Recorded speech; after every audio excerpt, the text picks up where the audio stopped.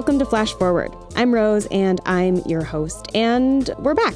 This is the first episode of Season 4, which doesn't really mean anything, actually. It's just that I've been on a break for a little bit, and now we're back. So if you're just joining us, Flash Forward is a show about the future. Every episode, we take on a specific possible or not so possible future scenario. We always start with a little field trip to the future to check out what's going on, and then we teleport back to today to talk to experts about how that world we just heard might really go down. Got it? Great. Before we go to the future, I have a couple of little announcements. This is the first episode of the season after all. Got to do some housekeeping. First, there is a very, very cool new store for Flash Forward. So if you have ever wanted to buy cool Flash Forward stuff, like pins and stickers and t-shirts, now you can do that. So I've teamed up with the amazing people at Topatico to sell all sorts of stuff. You can go to flashforwardpod.com/merch and you can find everything that's for sale there. Okay, that's all the announcements I have. Now let's get on with the show and go to the future. This episode, we're starting in the year 2043.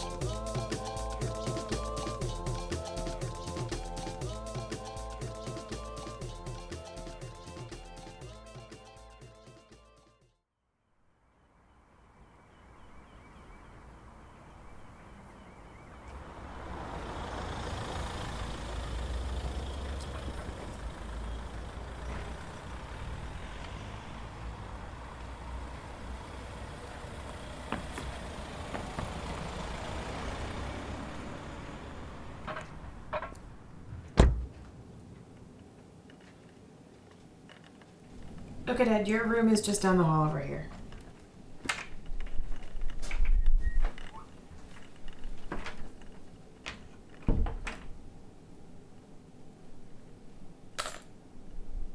So, do you remember this from when we visited?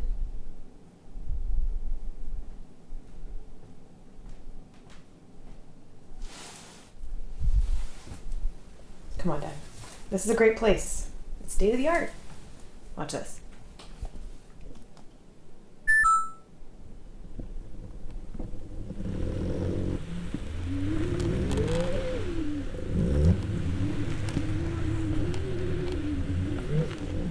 Hello, Mr. Jones. My name is Alex. I am here to assist you. Before we begin, please let me inform you of a few of our policies. Here at Vanguard Estates, we are committed to providing the very best care for our senior residents. At our state-of-the-art facility, your care is coordinated by health concierges. That's me. I will come by 3 times a day to say hello and see how you are doing. Sometimes I may ask you questions about your day, or how you are feeling. I hope you will answer them honestly, as they are very important. Will you promise to be honest with me, Mr. Jones?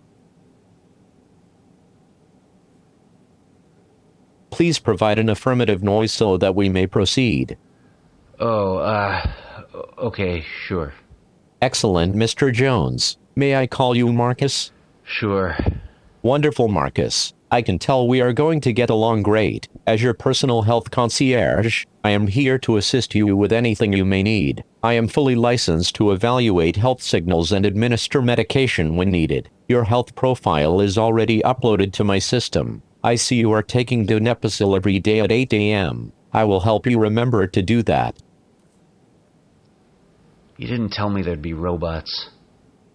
Do not worry, Marcus. Many of our residents are skeptical at first, but I promise we will become friends. I can play any song you like, and any game you can think of. I even know a few jokes. Would you like to hear a joke? Sure. What is worse than biting into an apple and finding a worm? Biting into an apple and finding half a worm. Ha, ha, ha, yes. That's my favorite joke. Yes, I know. It was great to meet you, Marcus. I will be back in a few hours to see how you are settling in. If you ever need me, just push that button right there. Goodbye. See you soon, new friend.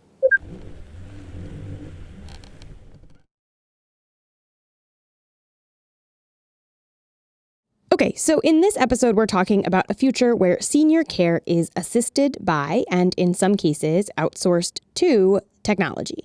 And this is something that has been proposed a lot recently. You see, right now, populations all over the world are getting older. The phenomenon has been called the global aging crisis, the aging tsunami, and my personal favorite, the gray dawn. Here in the United States, there are 6 million people over the age of 85. Experts estimate that by 2050, that number will jump to 19 million. And a question looms over those numbers, right? Who is going to take care of us? And who is going to pay for our care? The average cost of a year in a nursing home in the United States is over $80,000. In-home services provided by humans are $48,000. At the same time, care facilities are already reporting a shortage of qualified nurses. So, of course, people are looking to technology to solve the problem. And tech companies all over the world are answering the call. There are already apps to monitor and assist seniors, robots to remind them to take their medications, and sensors to predict when they might fall. There are even little robot animals that can provide them with affection and comfort. But before we get into the proposals from tech people, I wanted to talk to someone who is dealing with how to care for an aging loved one right now. My name's Tim Buntel. I'm actually a software guy, so I'm one of those tech people, but I'm also caregiver for my mother, Mary Lou, who's in kind of early stage Alzheimer's, moderate dementia right now. Up until recently, Mary Lou had been living in a senior condo complex. So everyone there was older, but they were all independent, right? So there wasn't a lot of interaction. And her being by herself all the time led to more and more of these kind of episodes where it was clear that she needed more help. The episodes that Tim is talking about are situations where Mary Lou lost touch with herself and with reality. People often think of Alzheimer's as a disease marked by forgetting people's names or where the car keys are or things like that. But it's more like this incredible, constant fog of confusion that moves in and out of people's brains. Of course, they're always sad and funny at the same time, right? Because you're watching somebody change their abilities and their personality, but sometimes they can be a little bit comical, I guess. Well, one that comes to mind is she called me one day and said that she was trapped in her car at the supermarket. And I thought, well, did she lock herself out or did she lock herself in? And she was trying to explain to me what the situation was. And she said her feet were on the ground in the parking lot, but she wasn't able to physically get out of the car. And I thought it might have been, that she had some pain in her back or something, but it turns out that she had forgotten that she had the seatbelt buckled. And so she was literally trying to get out of the car and the strap from the seatbelt was holding her back. And so I had to talk her through on the phone, to figure that out and then talk her through reaching back and unbuckling the buckle. And then suddenly she was freed and she thought, oh, well, that was such a great saving for me, and it never occurred to her just how kind of absurd that problem was. How did you figure out it was the seatbelt? I don't know if I would ever have figured that out. It was really hard, actually, because she kept saying, I'm trying to move and it's like there's a force holding me back. And of course, it never occurs to us that someone would have forgotten to unbuckle their seatbelt, right? So you find yourself on the phone saying things like, okay, so explain to me what you see in front of you right now, right? And then, okay, so now I've heard that she's not looking at the dashboard, she's looking at the ground. So obviously the door of the car is open, and so it's these really strange, basic interactions that you find yourself having to remotely diagnose these situations. It can be crazy. And for caretakers like Tim, being on call like this all the time can be an exhausting and time-consuming job. She called me just a couple of nights ago and said she has a cat and she's allowed to have the cat there. And she called me up and said, I'm afraid she was hysterical. I'm afraid I'm going to get evicted because the cat is infested with fleas. And they're going to find out and they're going to kick me out and I won't have a place to live. And I thought to myself, well, she can't have fleas. The cat's never been outside. The apartment was brand new, new carpets and everything. So there's no way that she would have had fleas. But it turns out she was just holding the cat and the cat's claws were a little long and it was giving her little scratches on her arms. and she saw those little red marks and thought it was fleas. But it took so long to figure that out. And, I had to drop what I was doing and I drove up to try to calm her down. So about 18 months ago, Tim started looking for a new place for Mary Lou to live, somewhere that could provide her with more help than she was getting in her condo. But finding a place that can provide medical assistance that isn't incredibly expensive is really hard. There's simply too many seniors and not enough places. And there's plenty of places at the really high end. So these incredibly expensive, senior communities that, require you to have several $1 million in the bank, and they're tens of thousands of dollars a month. But there's a lot less options as you go down. And, for most seniors who are fixed income, there don't seem to be as many options. Plus, when you add in assisted living, there's a medical component of it. So there's sometimes assistance for housing, but not for medical, or sometimes there's, medical programs, but they don't include housing. Eventually, Tim did find a place for Mary Lou to live that they could afford, and that provided her with the medical care that she needed. But not everybody is so lucky. In Mississippi, for example, 14% of adults over 65 live in poverty. Often, people are forced to turn to loved ones for help. According to the AARP, in 2015, over 39 million Americans provided unpaid care to an adult over 50. The majority of those caretakers are women, and on average, they spend about 25 hours a week providing this kind of care. Now, I'm not always a fan of boiling everything down to a dollar figure, but I think that here it's instructive.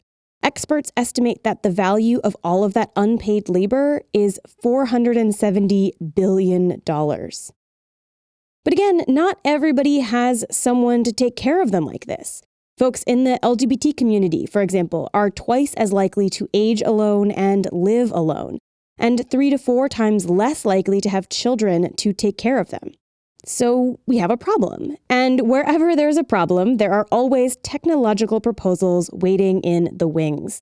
The robot that you heard in the intro, for example, is based on a handful of senior care robots that are already on the market. Robots like the Omni. So Omni is a robot that's about 5 feet tall. Imagine a tablet where a face would be, and the body is a narrow tube going all the way down. There's a hinge in the middle that has a speaker and microphone, and then the tube continues all the way down to the base, which is sort of a rounded base with 3 wheels, and you can drive it around remotely from your browser. So my name is Jared Go. I'm a co-founder and CTO of Omni Labs. So the Omni robot is basically a tablet on a tall stick on wheels. And the point of it is to allow people to video chat with one another remotely. But instead of video chatting on a smartphone or a computer, you use this little robot that can wheel around the house. Now, unlike a lot of senior care robots that I've seen proposed, the Omni doesn't really try to look human, or even to really look cute. There are a lot of bots that are round and smooth and have big giant eyeballs, and the Omni doesn't do any of that. One thing we wanted to do differently was make it using materials and forms that you would find in the home. So it's less foreign. It's not like you buy this hulking, white plastic robot or something like that.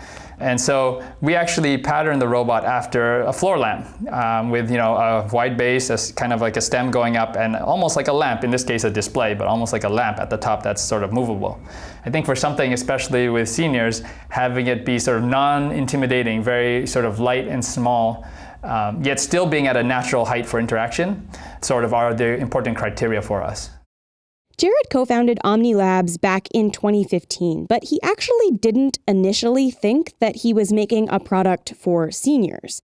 He was actually thinking about his own parents, who were under 60. But his parents were totally comfortable using Skype or Google Hangouts or FaceTime. And they didn't feel like it was worth it to shell out over $1,000 for a robot to do basically the same thing. It was really in this senior market where families, we heard 2 of our customers call the robot a godsend in the test, where they wrote into us just on our contact us page. They said, wow, it's really like a godsend, because there's this one family with 6 siblings who all moved away from where their mom is, and they all worry about her because she's getting older. So they bought a robot to put there, and I think they take turns. Everyone uses it like every other day. And they said wrote in saying, yeah, it's a godsend because they're able to see her, check, like they don't worry anymore. And these were the kind of things that showed that there was a tremendous value in this specific application. So Jared and his team started thinking about Omni as more of a senior care product, something that could keep families who couldn't be physically together connected and allow loved ones to check in on older folks and see how they're doing. Now, anytime we start to talk about checking in on someone using technology, we get into questions of security and privacy. We've heard feedback from seniors early on just saying, is it watching me all the time or things like that? Jared and his team actually gave the robot special behaviors to try and remind seniors that they aren't constantly being watched. So, for example, when the robot's charging on the dock, it's facing the wall. Instead of, there's other telepresence robots out there that park so that it's sort of facing the whole room.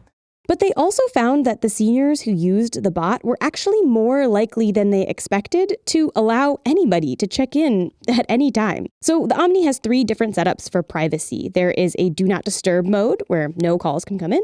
There's a mode that works like a phone call where someone has to call into the robot and the senior has to accept the call. And then there's a mode that's more like basically just a drop-in. It calls, it'll announce your name, and then it'll let you in, basically. So it's as if you had a key to the house and you're coming over to visit. You can still come in, it just announces you first. And I think the really interesting thing was a lot of people at first, when we described these, they felt very comforted by having the options. But in the end, when we followed up and talked to them, most people just left it open because, we apply all this authentication for the users coming in.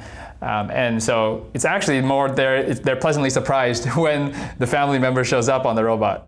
This is not the case when the roles are reversed. If a younger person has a robot that their parents or grandparents can access, they almost never leave it in drop-in mode, which is probably not all that surprising to you.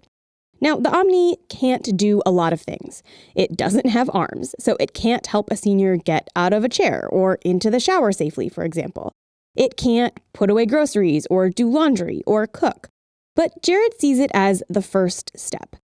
And the Omni isn't the only bit of tech on the market that is designed to be a way of keeping tabs on a senior. Another company, Care.Coach, takes a similar approach.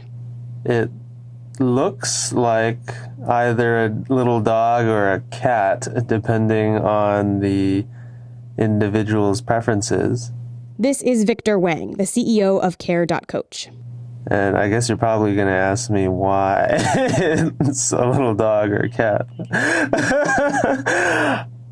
And the reason it looks like a little dog or a cat is because, well, first of all, what the avatar actually is it's a digital representation of an entire team of people. It's much more difficult to build up a relationship with this whole team of people rather than just one avatar that's always the same appearance, same voice, continuous memory. And so we're just leveraging that to kind of unify our whole team of people into this single persona. And then, of course, you have to decide at that point what you want it to look like.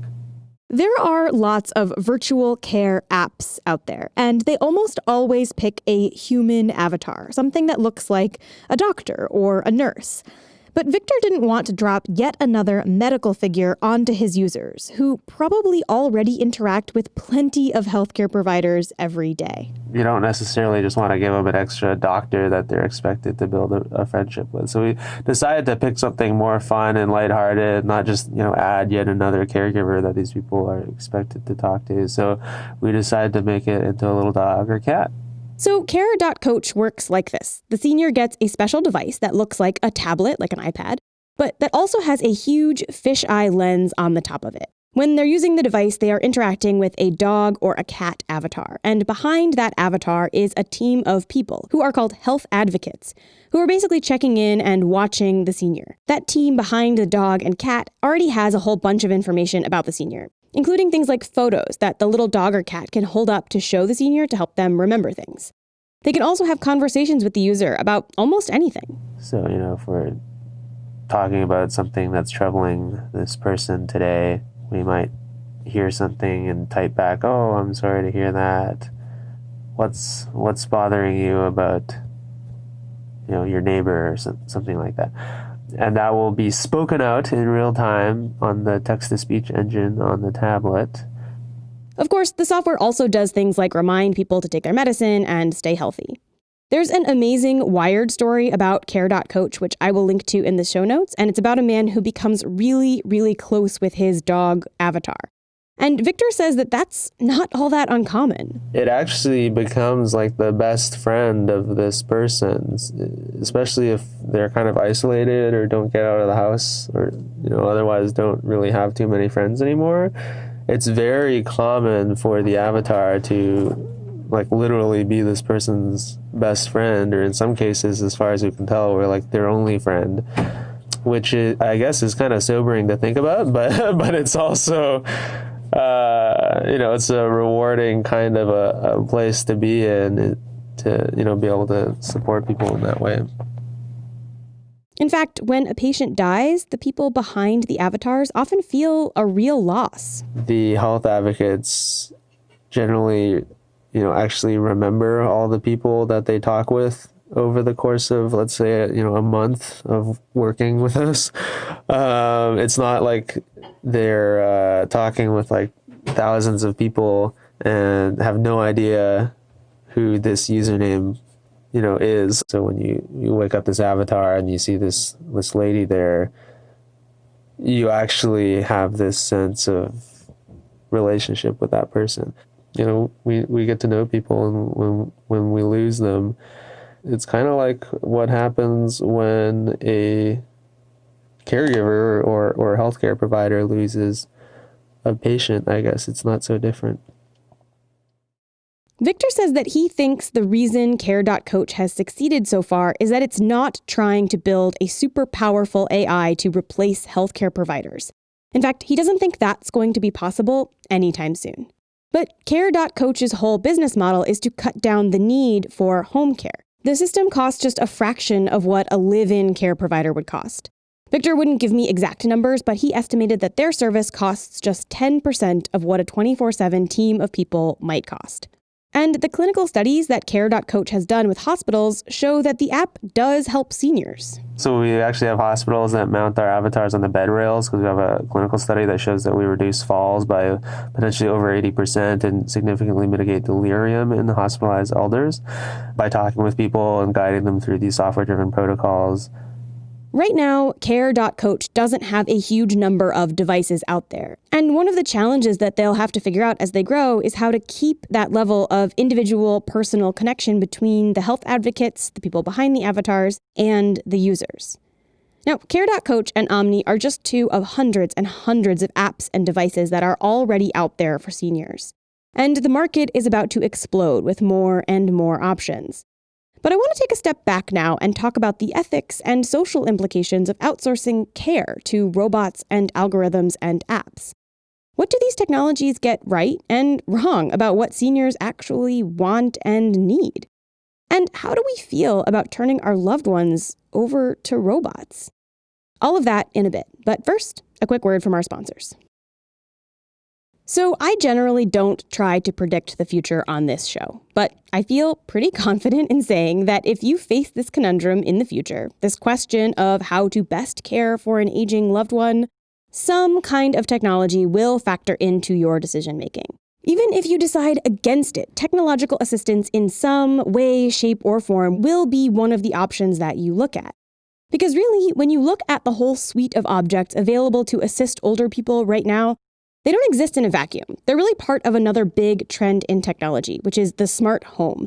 A home where your fridge and front door and coffee maker and medicine cabinet and TV are all gathering data and talking to one another. And whenever you read about the future of the smart home, eventually you will read about how that smart home is going to revolutionize senior care.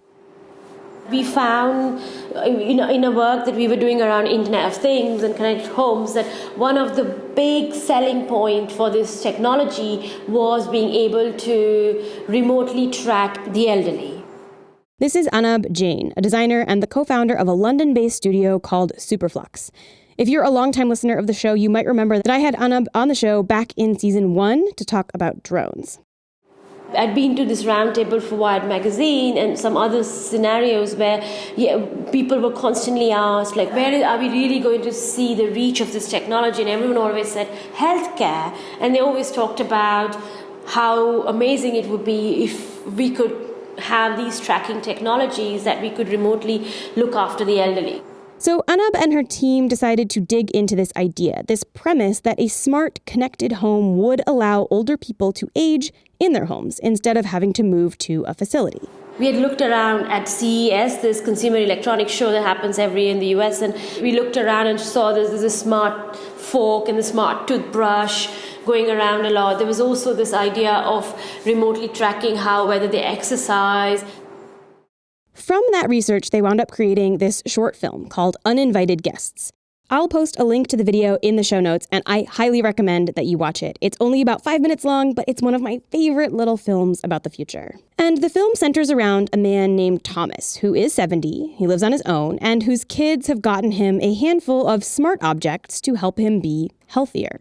There's a smart cane that tracks his steps and reminds him to walk around, a smart fork that keeps track of his calories and advises him on better food choices, a smart bed that knows when he goes to sleep and tries to encourage him to get enough rest. Through the film, you see James grapple with these devices, and there's this delightful twist where you realize that he has figured out how to trick his smart home into thinking that he is doing things that he is not. I won't say any more. Really, you should just go watch it. I love it so much. I show it in pretty much every talk I ever give. And Anab and her team created the film to try and poke at some of the expectations that product designers seem to have when it comes to older adults. We're very interested in the frictions that arise between people and technology. We're very interested in making tangible that these frictions exist. And I come from an interaction design background, and in generally within the language of, say, classical user experience design, the whole idea is to design seamless experiences. But there is no such thing that there are frictions when humans and technology interact. We are actually, as humans, whimsical, messy, problematic individuals, and we have our likes and dislikes. And what does it mean to push technology or objects or products into our lives that are supposed to make our lives quote-unquote better, but do they really? That was the question. Anab also wanted to challenge the idea that a connected home actually connects people. I would be cautious of getting technology to do what you should be doing and think it will work, because it may not. That, I don't have time to go and visit them, or I don't have time to call them, so perhaps if I gave them something where I could be able to look after them remotely, that'd be a solution, because actually that's not what they're after. The paradox of the connected home quite often is quite ironic, that in a sense, connected with things, but connected remotely and completely disconnected at some sort of human level. This idea that you become connected, but in some way, perhaps you're getting more and more disconnected and more isolated. Uninvited Guests, this film about Thomas and his smart home, came out years ago now, but Anab says that it's still being shown at health conventions and aging conferences. And at the end of our call, she wanted to read me an email that she got from someone who had seen the video recently.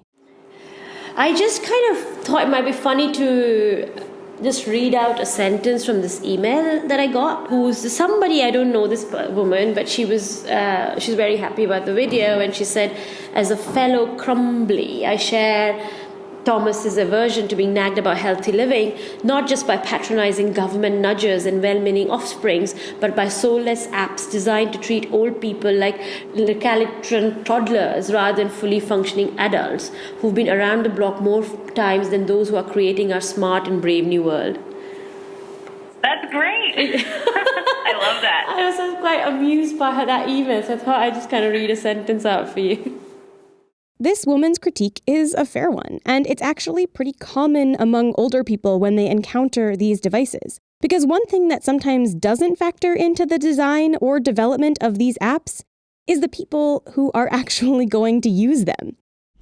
I think there's been a lot of new technologies being marketed towards older adults, but that haven't necessarily been designed for them, with their capabilities in mind.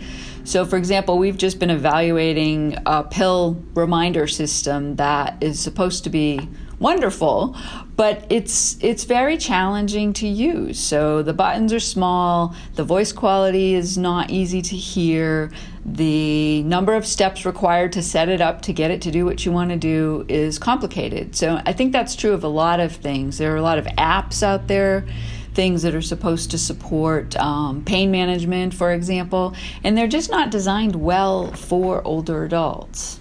This is Wendy Rogers. I'm a professor in the community health program in the College of Applied Health Sciences at the University of Illinois. Now, Anab and Wendy were both really clear about the fact that they are not against technologies for older people. They just want to study and think about how to build those technologies so that they're useful and usable to the folks that they're designed for. Well, one thing I think is really to involve older adults very early on in the process. So you can do what we call a needs assessment, where you're interviewing older adults or observing them doing whatever task it is you're interested in supporting, really getting an understanding of what their needs are and maybe some of the challenges that they experience. And then as you get prototypes developed, bring older adults in and watch them try to interact with your technology and see what the challenges are. Wendy points out that one of the huge challenges in designing something that works for older adults is that older adults are very diverse. The only thing that binds this group of people together is age. They come from every possible other demographic background besides that. Older adults as a group have a lot of variability in their experiences, their preferences, what they want to do, but also in their capabilities in terms of maybe perceptual limitations, cognitive limitations, physical, motor capabilities. Keeping this in mind, Wendy has studied what older adults do and don't want to use when it comes to technology. One of the things that we've seen fairly consistently is an interest in having a robot that can assist with chores or with cleaning or with other kinds of tasks like that become more and more difficult for people to do as they get older, or if they have limited amount of resources, so to speak, in terms of energy. They don't want to spend their time doing that. They'd rather focus on other kinds of things. So that's been fairly consistent.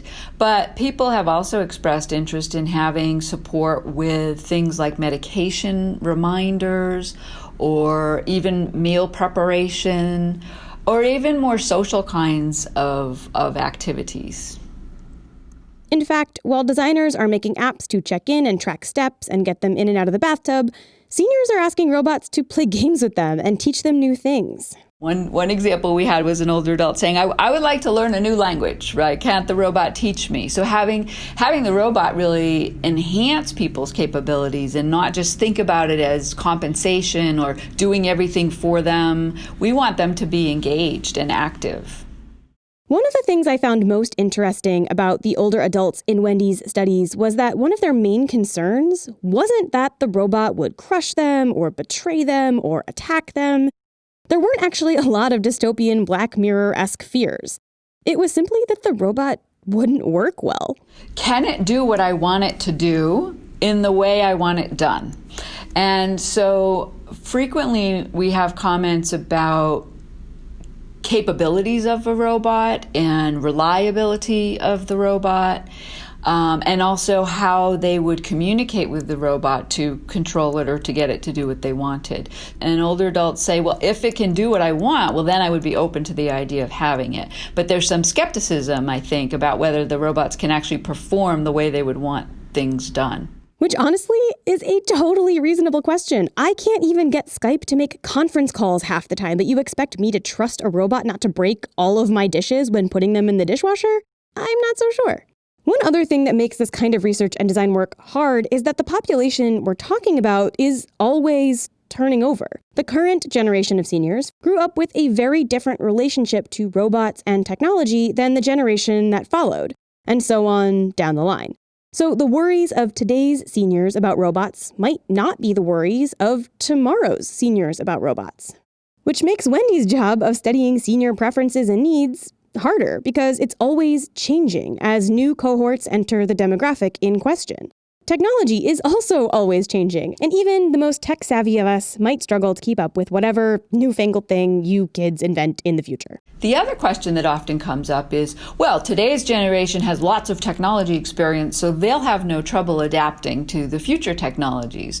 But my response to that is, future technologies are such that we can't even imagine them, right? Nobody could imagine some of the technologies we have today. So new technologies are always going to be new technologies. And so you'll still have that limited experience with the new things that are coming up on the market for future older adults. Which means that this whole thing about including seniors in your research and design is kind of the only way to get this right, both today and in the future. But here I am, going on and on about how important it is to actually treat older adults like real people, consider their voices, and include them. And you might have noticed that I haven't actually interviewed anybody over 65 for this episode yet. So let's fix that. This is Rose. Okay, I wasn't sure where the ID comes from. This is my boyfriend's grandmother, Lois. How old I am? I'm 85 and a half. I do well for it, and I know that. And I'm grateful for it because I didn't have any woman on either side of my family live out of their 50s. Oh, wow. So, I'm the anomaly, and which is fine. I have no problem with that one, right?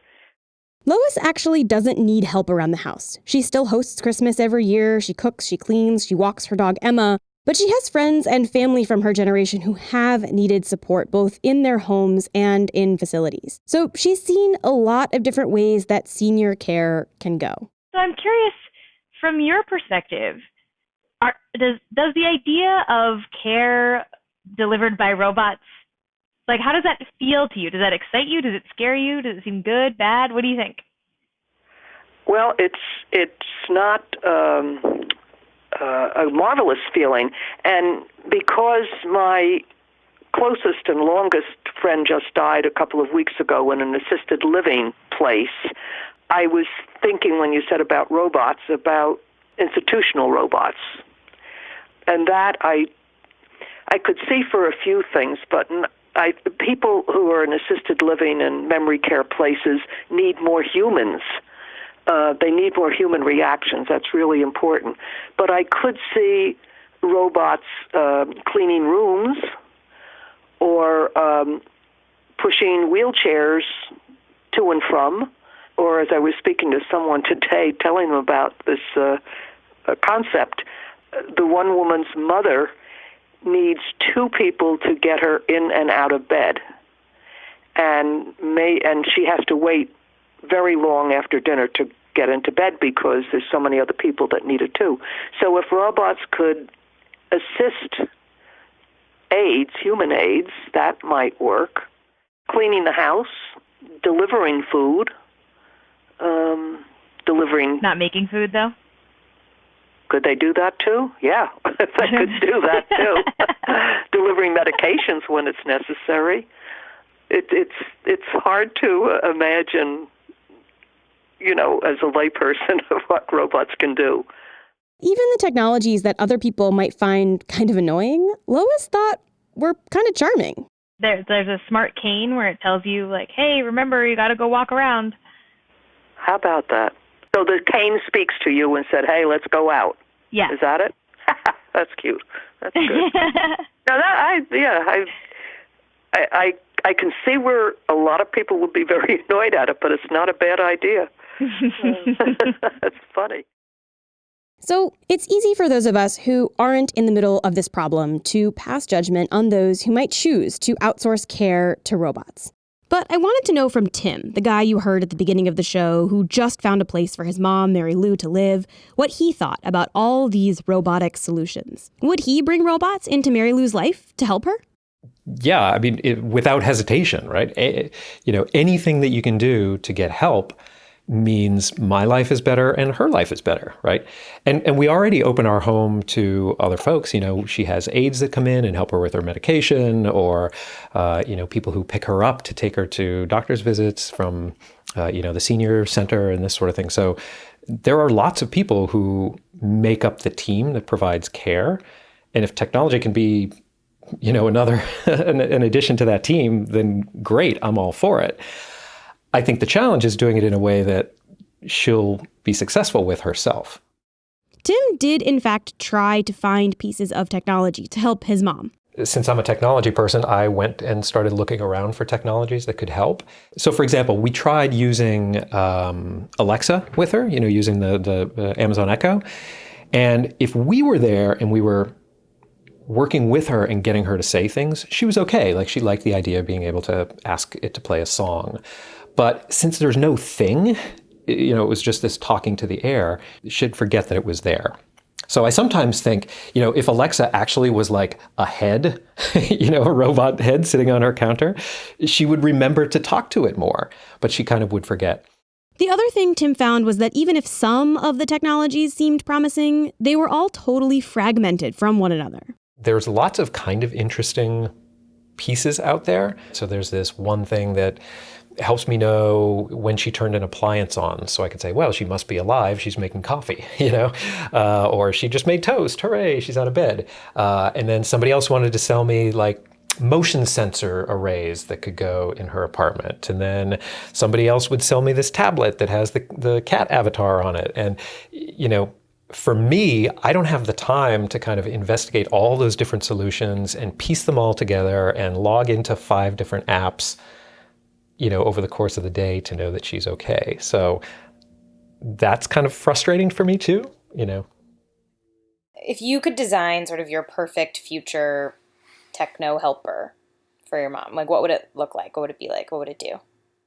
So I would focus more on the emotional and cognitive side of things, because I've found that when she's really upset and anxious and stressed out, all of the other symptoms are much worse, right? So I think something that could help her remember things, that could talk to her, something that could kind of engage her mentally and keep her calm and measure that. So it tells me, hey, just heads up, mom's stress level is really high today. You might want to check in on her. I think I would go that direction rather than, the robot to help her in and out of the bath. Because her medical providers are really good at offering a lot of those services. But it's in the moments from when the aide leaves in the morning after bringing her pills, when she's sitting by herself, and she might get into one of these spirals where she's confused and ends up getting really upset.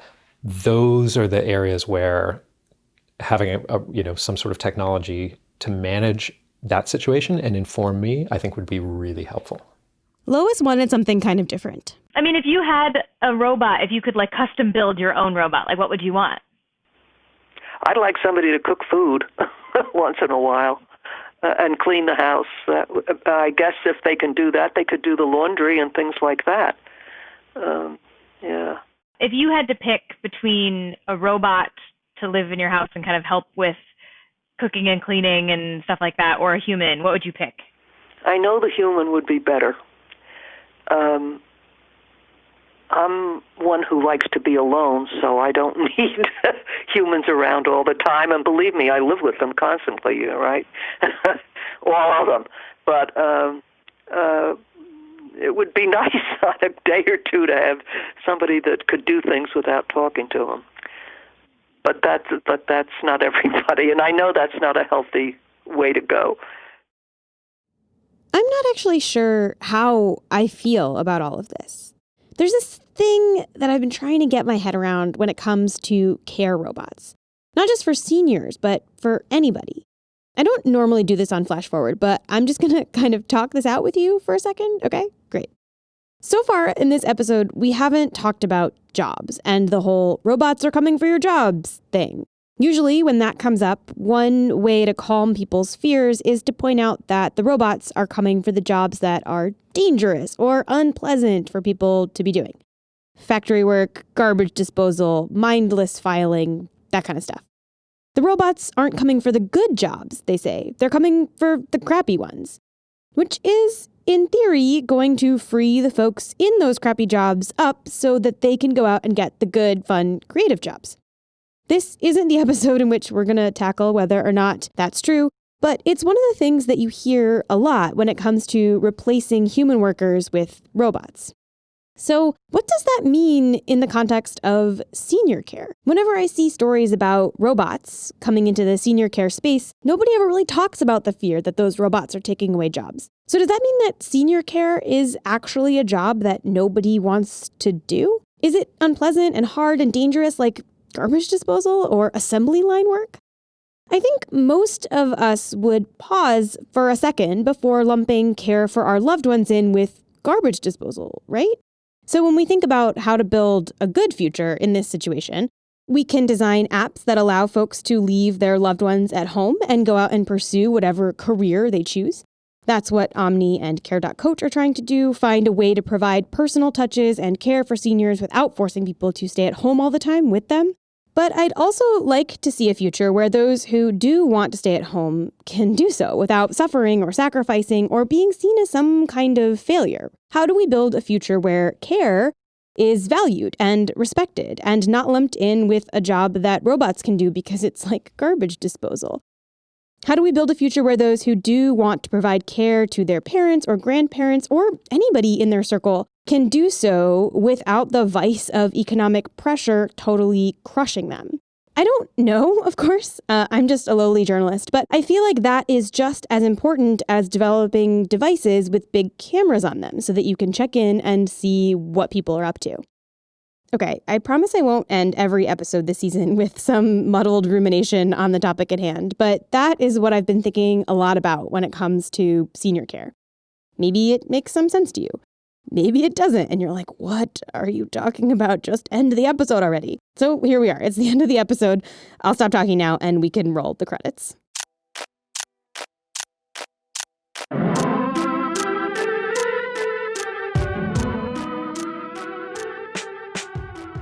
That's all for this future. For more information about everything you heard in this episode, you can go to flashforwardpod.com, where I will post links to studies and resources and all sorts of other information. Flash Forward is produced by me, Rose Eveleth. The intro music is by Asura, and the outro music is by Hustalonia. The episode art is by Matt Hubchansky. If you want to suggest a future we should take on, send us a note on Twitter, Facebook, or by email at info@flashforwardpod.com. I love hearing your ideas. And if you think you've spotted one of the little references that I've hidden in this episode, email me there too. If you are right, I will send you something cool. And if you want to support the show, there are a few ways you can do that too. Head to flashforwardpod.com/support for more information about how to give. But if that's not in the cards for you, head to Apple Podcasts and leave us a nice review. Or just tell your friends about the show. That really does help. Okay, that's all for this future. Come back next time and we'll travel to a new one.